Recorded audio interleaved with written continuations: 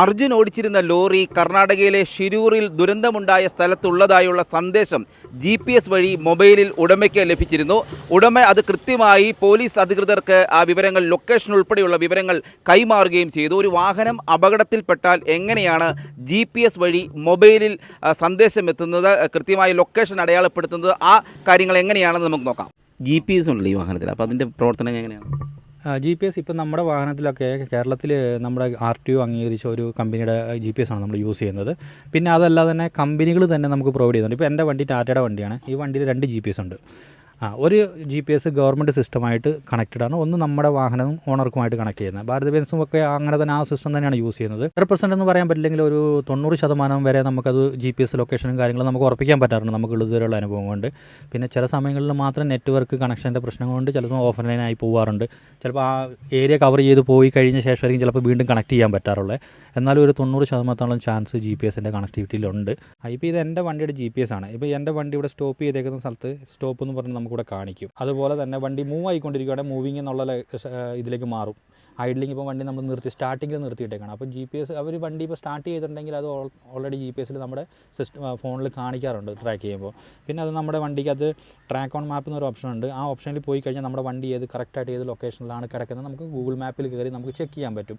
അതൊരു ആ ലൊക്കേഷൻ്റെ പിന്നെ ഇതെന്ന് പറഞ്ഞു കഴിഞ്ഞാൽ ഒരു 100% ഇതുണ്ട്. പക്ഷേ ഈ പറയുന്നത് ചില സമയങ്ങളിൽ ഇത് കട്ടായി പോകാറുണ്ട്. പക്ഷേ നമുക്ക് ആ ലൊക്കേഷൻ കിട്ടിക്കഴിഞ്ഞാൽ ഉറപ്പായിട്ട് ഇപ്പോൾ എൻ്റെ വണ്ടി കിടക്കുന്ന ഒരു ലൊക്കേഷൻ നമ്മൾ ഇങ്ങനെ സൂം ചെയ്ത് നോക്കിക്കഴിഞ്ഞാൽ കറക്റ്റായിട്ട് നമ്മൾ ഏത് സ്ഥലത്താണുള്ളത് ആ സ്ഥലം കറക്റ്റായിട്ട് നമുക്ക് കാണിച്ചു തരും. നമ്മൾ ഞാനിപ്പോൾ ഉള്ളത് ഈ മൂവാറ്റുപുഴ തൊടുപുഴ റൂട്ടിലാണുള്ളത്. ആ സ്ഥലത്ത് ഇന്ന സ്ഥലത്താണ് കിടക്കുന്നതെന്നുള്ളത് ഇപ്പം കാണിക്കുക. കണ്ടോ, വാഴക്കുളം എന്ന് പറഞ്ഞ സ്ഥലം നമുക്കിങ്ങനെ കാണിച്ചു തരും നമ്മുടെ വണ്ടി എവിടെയാണെന്നുള്ളത്. ഈ ലൊക്കേഷൻ നമുക്ക് ടച്ച് ചെയ്ത് കഴിഞ്ഞാൽ ആ ലൊക്കേഷൻ എവിടെയാണെന്നുള്ളത് നമുക്കിങ്ങനെ വരും, ഡീറ്റെയിൽസ് മൊത്തമായിട്ട് വരും. അപ്പോൾ ആ ഒരു കാണിക്കുന്ന ഒരു വണ്ടിയുടെ ലൊക്കേഷൻ. പിന്നെ അതിന് ശേഷം ആ വണ്ടി അവിടുന്ന് പിന്നെ ഇപ്പോൾ അപകടത്തിൽപ്പെട്ട ശേഷം അതിൻ്റെ GPS കണക്ഷൻ ലോസ്റ്റ് ആയിട്ടുണ്ടാവും. കാരണം വെച്ചാൽ അതിന് ശേഷം അവിടുന്ന് സിഗ്നൽ കിട്ടിയിട്ടില്ല ഇതുവരെ. ഇതിപ്പോൾ ഈ ബാക്കിയുള്ളതെന്ന് പറഞ്ഞാൽ നമ്മുടെ വണ്ടി എപ്പോഴും നമ്മൾ വണ്ടി ഓഫ് ചെയ്തിട്ട് കഴിഞ്ഞാൽ നമ്മുടെ GPS എപ്പോഴും കണക്റ്റ് ആയിരിക്കും, ഓൺ ആയിരിക്കും, അത് കട്ടാവാറില്ല.